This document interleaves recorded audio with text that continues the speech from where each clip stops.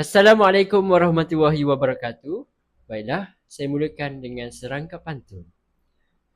Indah nian di Tanjung Piai, nampak cemar di celah bakau, ilmu dicari, amalan digapai, agar hidup tidak terumbang-ambing di pulau. Assalamualaikum warahmatullahi wabarakatuh dan salam sejahtera.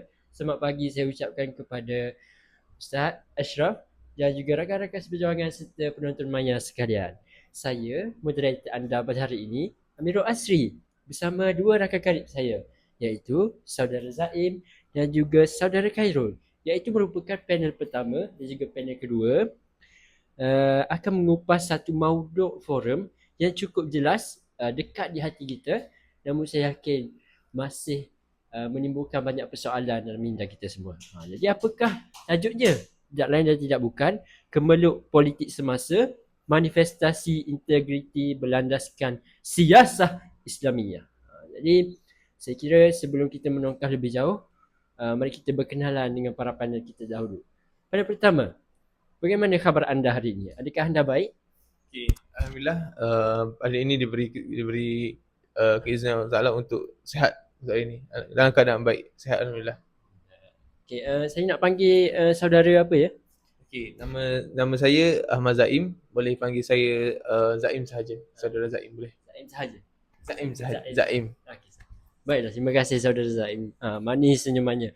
Baiklah, kita tengok kepada panel kita yang di hujung sana. Kacak berkacamata ya. Jadi apakah saudara silakan perkenalkan diri. Okay, baik. Tadi moderator kita mula dengan pantun, betul? Jadi saya rasa saya nak mula dengan pantun juga, boleh? Okay, baik. Sudah dipukal baung di lembah, sayangnya kelah terlepas jala. Madah diungkap dan dipersembah, dengan bismillah kita bermula. Jadi bismillahirrahmanirrahim. Assalamualaikum kepada para penonton.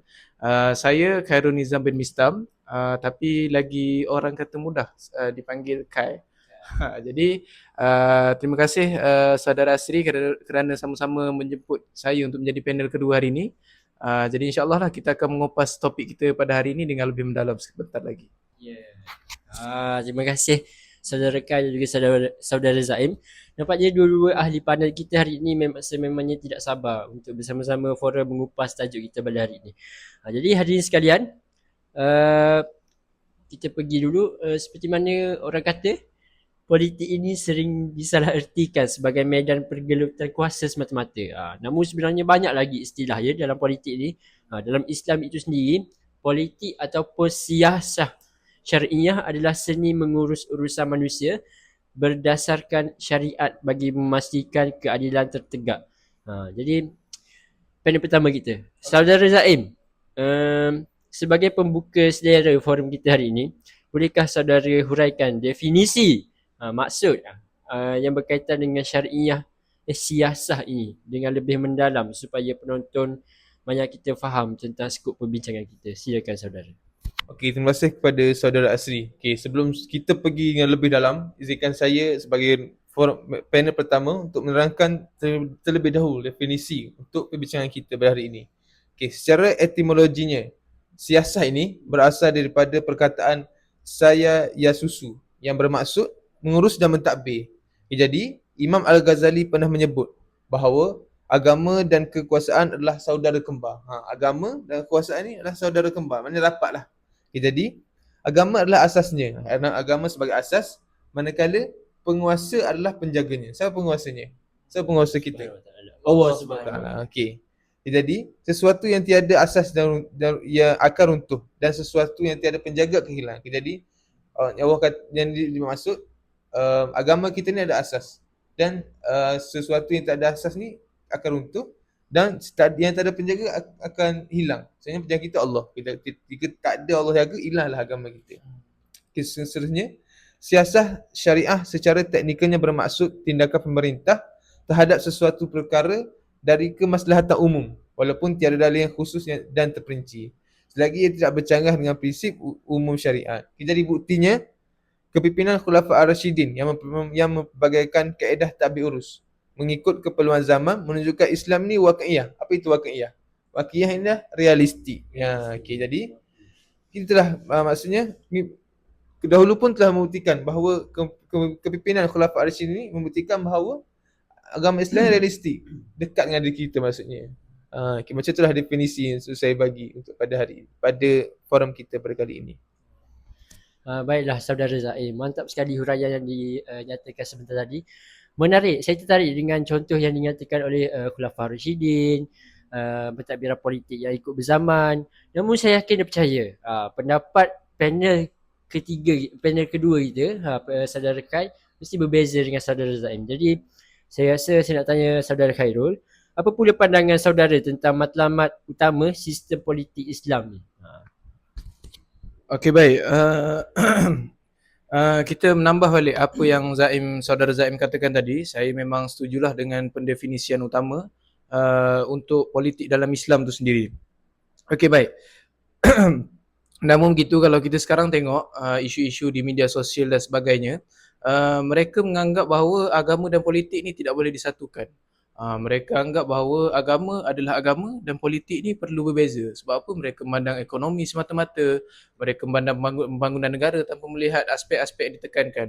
Walhal agama kita ni memang sifatnya syumul atau menyeluruh dan juga boleh dijalankan sepanjang zaman. Maknanya daripada zaman Nabi sampai sekarang, memang apa yang tersedia itu sudah lengkap dan melengkapi satu sama lain. Okay, jadi matlamat utama politik Islam ni yang kita lihat adalah kita panggil maqasid syariah, iaitu kita menjaga agama, nyawa, akal, keturunan dan harta. Jadi politik inilah yang memegang empat aspek ini menjadi satu sistem yang utuh, dan juga dia ni bukan sekadar dapat melindungi rakyat dari kemudaratan, tapi politik ni dia membawa keadilan. Jadi kalau dia tak bawa keadilan tu, dia bukanlah politik Islam, kerana intipati Islam itu sebenarnya adalah adil. Jadi itulah kita punya matlamat utama politik ni, untuk memastikan keadilan dalam kita punya pemerintahan. Tak kiralah siapa yang pegang dari bangsa apa dan sebagainya, mana-mana yang berpegang dengan agama Islam tu sendirilah yang kita lihat sebagai satu orang yang akan bawa politik yang bagus. Jadi ikutlah mana-mana negara dalam dunia ni, tujuan kita satu. Kalau kita buat benda berlandaskan Allah Subhanahu Wa Taala, itulah matlamat utama kita yang kita dapat pendekkan dalam perkataan maqasid syariah itu sendiri. Jadi itu sajalah sedikit pandangan saya. Ya, terima kasih saudara Khairul. Saya tertarik dengan satu ayat yang dinyatakan oleh saudara tadi, di mana ikutlah siapa-siapa yang berpegang dalam politik di dalam sistem negara kita ataupun di negara semata-mata lain sekalipun yang berkaitan dengan Islam, maknanya dialah merupakan penggerak saudara kan. Penggerak bagi sistem politik kita. Ya, betul.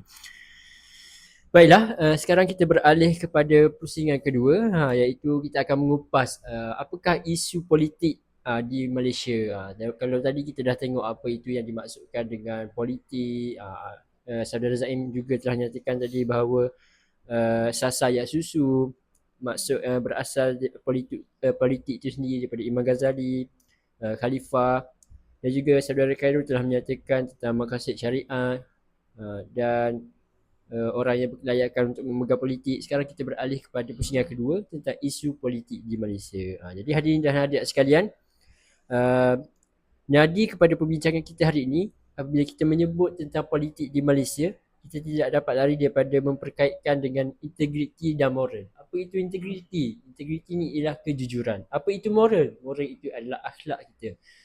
Jika dikaitkan dengan Islam, akhlak kita sebagai orang Islam lah, iaitu akhlak mahmudah, bukannya mazmumah.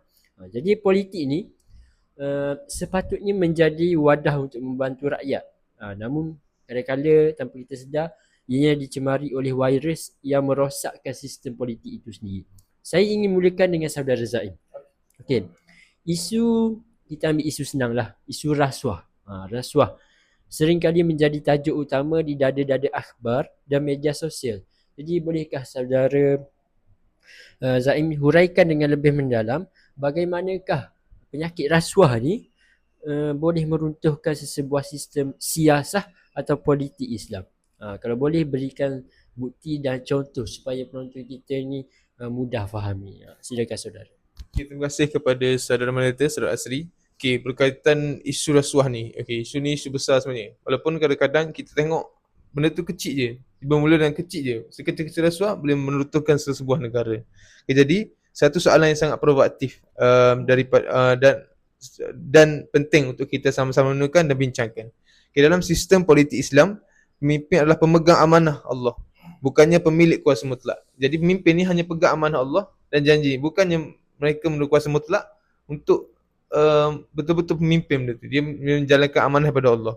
Jadi dalam sistem politik Islam, pemimpin adalah pemegang amanah Allah, bukan rasuah, dan ar-rasuah adalah barah yang paling berbahaya kerana ia bertindak secara senyap namun impaknya secara sangat dahsyat. Jadi begitulah rasuah ni biasanya berlaku dengan senyap.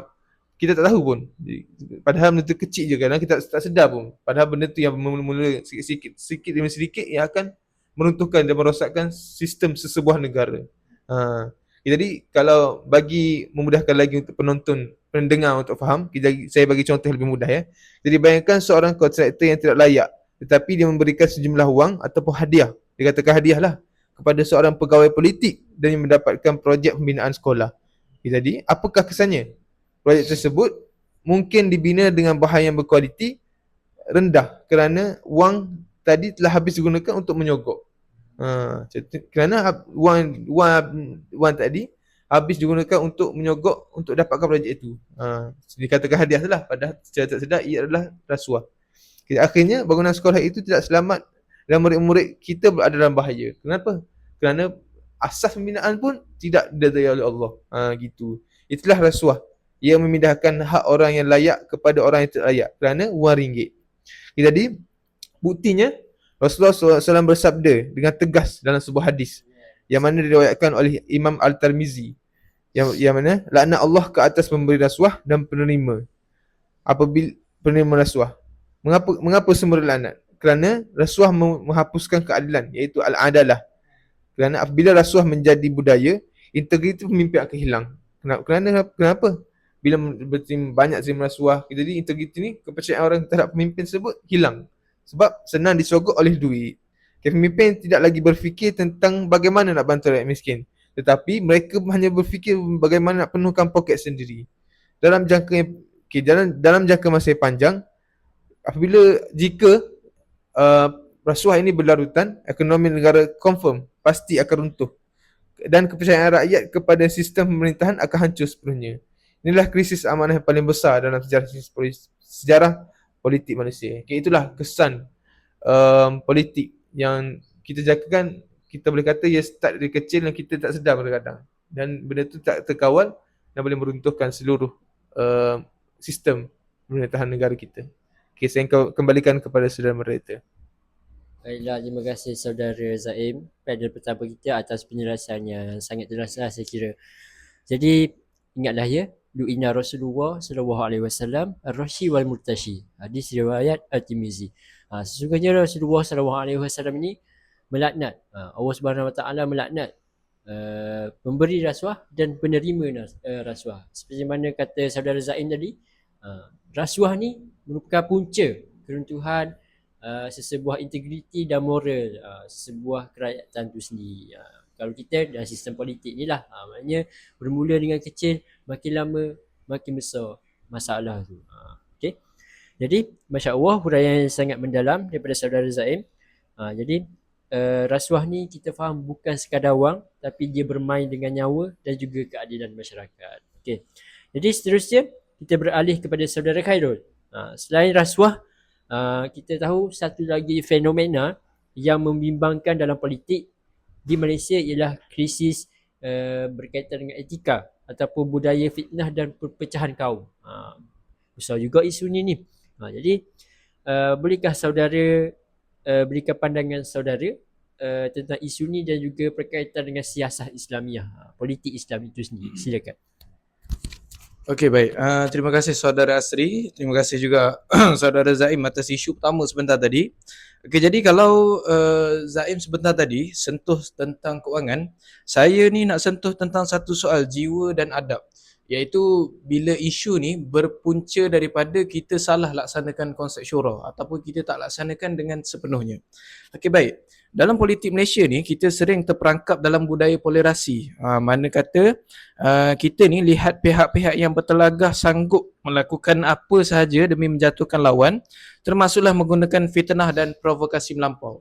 Jadi dalam dunia ni isu yang paling berat kita lihat kalau dalam tokoh tokoh pemuisi sebelum ni pernah cakap, isu utama bila kita lihat Nietzsche ni sebut, bila kita lihat satu fakta tu ataupun pendapat kita sebagai fakta semata-mata, maknanya apa yang kita cakap tu kita betul dan orang lain cakap semua salah. Sedangkan boleh jadi kita betul, orang lain betul. Boleh jadi kita salah, orang lain betul. Jadi itulah pucuk pangkalnya. Jadi sebagai contoh mudah, kalau kita lihat laman sesawang sekarang, tak kiralah di laman X ke ataupun Instagram ke ataupun platform-platform media sosial seperti Thread dan sebagainya, mereka ni meletakkan satu KPI dengan izin.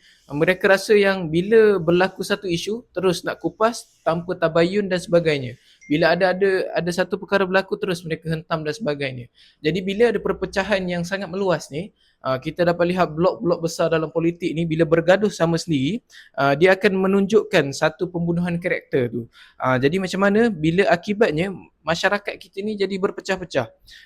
Kalau kawan tu boleh putus saudara, kalau jiran tu boleh tak bertegur siapa, kalau sebab berbeza bendera ataupun warna politik mereka. Jadi benda tu yang menyebabkan perpecahan kita. Jadi itulah dalam sistem politik. Okey, kalau buktinya kita boleh lihat prinsip tabayun atau menyiasat kebenaran ni, Allah berfirman dalam surah Al-Hujurat ayat 6 yang bermaksud, wahai orang-orang yang beriman, jika datang kepada kamu seorang fasik membawa suatu berita, maka selidiklah untuk menentukan kebenarannya. Jadi dalam konsep syura ni kita memang kena selidik, kena bincang dan sebagainya. Okey, kalau saya ambil contoh yang paling terkini, kita boleh lihat negara-negara besar seperti negara Islam yang mengamalkan konsep syura. Kalau kita lihat isu yang paling terkini adalah Iran. Kalau kita lihat konsep syura yang mereka amalkan, mereka ada lebih kurang 300 orang ahli, 300 lebih ahli dalam satu kepimpinan. Jadi walaupun kepala dipenggal, orang kata pemimpin utama dibunuh, satu sistem politik masih boleh memegang negara. Bayangkan kalau tak wujudnya sistem syura ni dalam negara Iran, bagaimana contohlah kita lihat supreme leader dengan izin dibunuh, kemudian tak ada apa-apa orang khabar, tak ada orang yang mampu nak kontrol tu, maknanya mereka seakan-akan tumbang terusnya. Jadi bila sistem syura ni kita boleh apa orang kata, bagi dia satu metafora bahawa kalau kepala dipenggal, badan masih boleh berjalan. Kalau tangan dipotong, tangan kiri masih ada. Jadi itulah yang kita letakkan sistem politik Islam ni. Jadi kita lihat sekarang buktinya bahawa sistem syura ni sangat perlu ditekankan supaya kita patah balik tadi kepada maqasid syariah. Dia menekankan 5 perkara dalam maqasid syariah ni. Kalau kita lihat trivia maqasid syariah yang dikeluarkan oleh kementerian kita, bahawa visi untuk menjadikan maqasid syariah ni sebagai teras dan kerangka asas dalam tadbir urus negara ni supaya negara kita lebih inklusif dan progresif. 5 prinsip utama ni nak tahu tak apa? Yang pertama adalah menjaga agama, yang kedua adalah menjaga nyawa, yang ketiga adalah menjaga akal, yang keempat menjaga keturunan, dan yang kelima menjaga harta.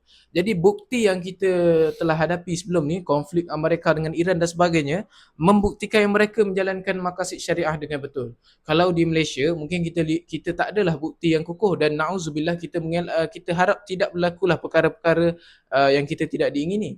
Tapi kelima-lima perkara ni harus dijaga dengan sebaiknya. Sebab apa? Dalam negara kita yang mana dalam perlembagaan kita tetapkan Islam sebagai agama rasmi ni, kita perlulah menjalankan maqasid syariah ni. Jadi saya berbalik kepada isu tadi, bila kita berlakunya pertelingkahan, berlakunya ketidaksefahaman, berlakunya apa-apalah pendapat dan sebagainya, kita nak lihat sebagai perbezaan pendapat tu sebagai satu kita punya kekuatan, bukannya kelemahan kita. Bukannya waktu itulah kita nak menjatuhkan satu sama lain dan sebagainya. Jadi sebentar tadilah bila Zaim kupas isu wang, benda ni pun berkait kedua-duanya. Sebabnya bila politik itu goyang, semua benda akan terlibat dengan secara serentak. Tak kira ekonomi ke, jiwa ke ataupun adab kita dalam agama ni lah. Jadi itulah sedikit sebanyak kupasan saya tentang isu yang saya bawakan pada hari ini. Baiklah, terima kasih saudara Khairul atas penjelasan ataupun penceritaan bukti yang sangat bernas daripada saudara sebentar tadi. Ingat ya hadirin sekalian, betapa bermaknanya integriti ni bukan sahaja pada tangan yang tidak mengambil rasuah, tetapi juga pada lidah yang tidak menyebar fitnah. Seperti mana ada kata-kata, tak sahih jangan kongsi. Itulah antara isi yang dapat saya petik daripada pernyataan saudara Khairul sebentar tadi. Jadi gabungan antara hujah saudara Zaim dan juga saudara Khairul, para pada kita sebentar tadi memberikan kita gambaran yang jelas bahawa krisis politik di Malaysia hari ini sebenarnya berakar umbi daripada krisis moral dan kegagalan untuk memahami sistem siasah Islamiyah yang sebenar. Jika pemimpin dan rakyat kembali kepada prinsip amanah, keadilan dan juga tabayun, nescaya politik kita akan menjadi lebih matang dan diberkati oleh Allah Subhanahu Wa Taala. Baiklah, kita beralih kepada pusingan yang terakhir, pusingan kemuncak ni. Pusingan yang ketiga iaitu berkaitan peranan pendidik. Kami semua sebagai seorang bakal guru dan juga dengan tajuk kita hari ini iaitu siasah politik, isu-isu politik ni.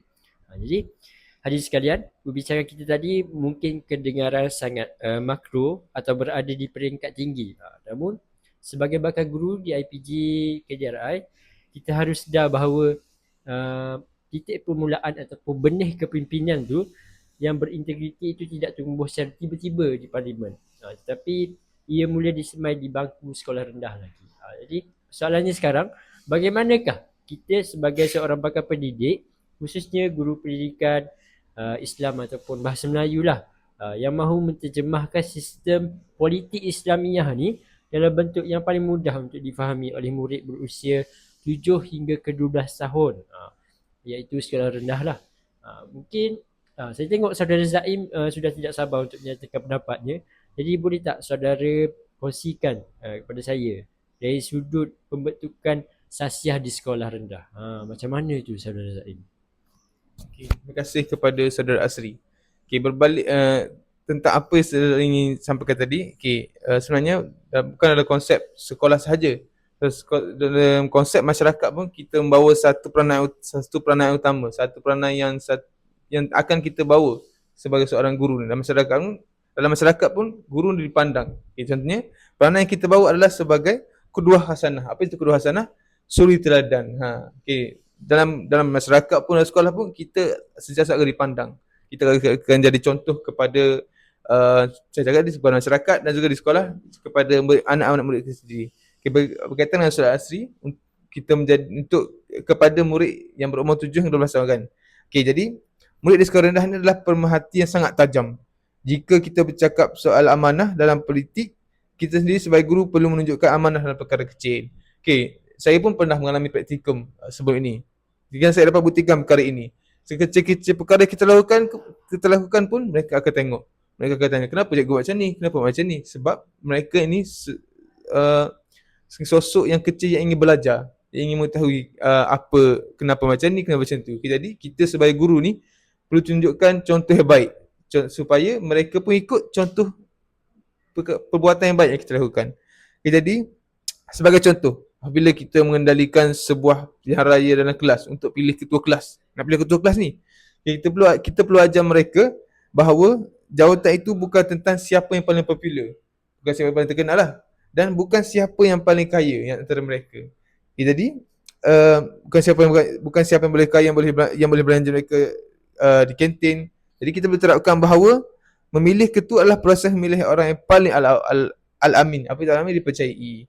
Jadi kita kena ajar mereka untuk pilih ketua ni bukan pilih orang yang paling kaya, yang paling terkenal, tapi sebenarnya kita perlu pilih orang yang paling dipercayai kerana kita nak pilih ketua ni bukan sebagai sebenarnya letak mereka jadi ketua. Okay, jadi kita perlu tunjukkan contoh di mana guru tidak memihak kepada mana-mana murid secara pilih kasih. Jika guru menunjukkan keadilan, dapat memberikan markah atau dalam menyelesaikan pergaduhan murid, secara tidak langsung kita sedang menanam benih al-adalah. Apa itu al-adalah? Keadilan. Okay, jadi dalam jiwa mereka, itulah asas siasah Islamiah yang paling fundamental, iaitu meletakkan sesuatu pada tempatnya tanpa ada unsur kronisme ataupun nepotisme, walaupun dalam skala bilik darjah. Jadi itulah asas yang paling penting dalam siasat Islamiah, iaitu tidak memilih kasih secara mudahnya, tidak pilih kasih dalam sesuatu perkara dan meletakkan sesuatu pada tempatnya. Itulah jelasan saya berkaitan dengan bagaimana kita nak memberikan contoh itu untuk kepada kanak-kanak berumur 7 hingga 12 tahun. Berbalik kepada Moderator Asri. Baiklah saudara panel pertama kita, huraian yang sangat jelas dan juga contoh pengalaman yang sangat bermakna lah. Saya tertarik dengan ayat dia di mana boleh disimpulkan kecil bahawa sebelum kita memahami sesuatu sistem politik yang besar tu, kita perlu memahamkan dulu kanak-kanak ataupun budak sekolah ni, murid-murid kita ni berkaitan dengan politik kecil. Sebagai contoh yang diberikan oleh saudara Zaim tadi yang berkaitan dengan pelantikan ketua. Bukannya lantik orang yang kaya, bukannya lantik orang yang pelajar yang berketerampilan ataupun terkenal di antara dalam kalangan mereka, tetapi lantiklah berdasarkan kelayakan mereka, prestasi mereka dan juga direstui oleh ahli kelas. Itulah contoh yang saya kira memang sangat dekat dengan diri pelajar dan juga gelaran guru itu sendiri. Baiklah, sekarang kita tengok saudara Khairul, panel kedua kita selaku bakal guru option bahasa Melayu. Bagaimanakah saudara mahu menggunakan kelebihan laras bahasa dan sastra untuk menyuntik nilai-nilai integriti politik dalam jiwa murid itu sendiri? Silakan saudara. Okey baik, terima kasih saudara Asri dan saudara Zaim. Bagi saya saudara Zaim bawakan tadi iaitu konsep suri teladan tadi memang sangat bagus untuk kita terapkan sebagai seorang pendidik. Okey, tapi kalau itu adalah konsep kita sebagai seorang pendidik umum. Okey, kalau saya rasa saya nak kupas berkaitan dengan saudara Asri tanya tadi, kalau nak kaitkan dengan kelebihan laras bahasa dan sastra. Okey baik, kalau kita nak berbincang ataupun dalam kelas bahasa Melayu kita nak berbincang tentang Akta Pencegahan Rasuah. Benda tu adalah satu perkara yang mungkin di luar daripada pengetahuan budak dari tahun 4 ni. Okey, jadi apa yang kita lakukan adalah kita selitkan secara tersembunyi atau istilah dia kurikulum tersembunyi. Sebab itu dalam dokumen standard kurikulum di SKP kita letakkan beberapa nilai-nilai murni yang mana sebenarnya nilai murni itu adalah satu manifestasi ataupun terjemahan daripada isu-isu utama dalam negara kita. Okey, contoh saya bagi subjek bahasa Melayu. Bila saya mengajar dalam kelas, mungkin kita boleh minta murid bina satu karangan ataupun buat peta buih berkaitan dengan satu topik iaitu jika saya menjadi seorang pemimpin. Jadi mereka akan kembangkan idea tu, mereka akan berbincang dengan kawan apakah konsep-konsep ataupun sifat mahmudah yang ada dalam seorang pemimpin supaya mereka faham bahawa akan datang bila mereka sendiri kalau ada rezeki menjadi pemimpin, mereka akan mengamalkan politik menepati konsep syura dan juga sistem Islam itu sendiri. Dekat situ kita akan dapat bimbing mereka menulis tentang impian bantu rakyat, tentang nilai kejujuran dan sebagainya. Kalau kita guna peribahasa yang sesuai, orang kata apa? Berani kerana benar, takut kerana salah. Ataupun hancur badan di kandung tanah, budi baik terkenang jua. Malah dalam subjek pendidikan Islam pula, kalau kita ajar tajuk Sirah Nabawiyah ataupun Sirah Nabi ni, kita bukan sekadar cerita tentang Nabi lahir bila, bukan biodata semata-mata, tetapi apa yang kita nak cerita adalah nilai mereka. Kenapa Nabi ni digelar Al-Amin? Makna kata orang percaya sangat-sangat dekat Nabi ni sampai dapat satu gelaran Al-Amin. Jadi bila murid ni lihat integriti ni sebagai satu standard mereka, mereka akan tanamkan dalam kehidupan mereka supaya benda yang mulia ini akan dapat menjadikan mereka seorang pengundi dan pemimpin yang tidak mudah dijual beli dengan wang ringgit. Inilah sumbangan terbesar kita sebagai guru dalam proses pembangunan negara. Jadi mungkin guru ni orang kata apa, gajinya tidak dapat setanding dengan engineer, setanding dengan Perdana Menteri, setanding dengan mana-mana tokoh-tokoh kepimpinan dalam dunia ini, tapi dari gurulah lahirnya mereka-mereka ini, lahirlah Perdana Menteri. Mustahillah satu Perdana Menteri itu mereka tak belajar di sekolah dan sebagainya. Mereka melalui guru-guru mereka, tak kiralah secara formal ataupun tak formal. Jadi itulah sedikit sebanyak kupasan saya tentang kurikulum tersembunyi orang panggil bila kita nak lahirkan murid yang faham tentang politik ni dalam kelas kita sendiri. Baiklah, terima kasih saudara Khairul atas huraian tadi. Alhamdulillah, kupasan yang sungguh mendalam dan sangat praktikal untuk kita sebagai bakal guru. Ternyata tugas kita betul lah seperti mana saudara Khairul nyatakan, bukan sekadar menghabiskan silibus, tetapi membentuk watak pemimpin masa depan yang takutkan Allah dan cintakan keadilan dalam politik ini. Betul lah.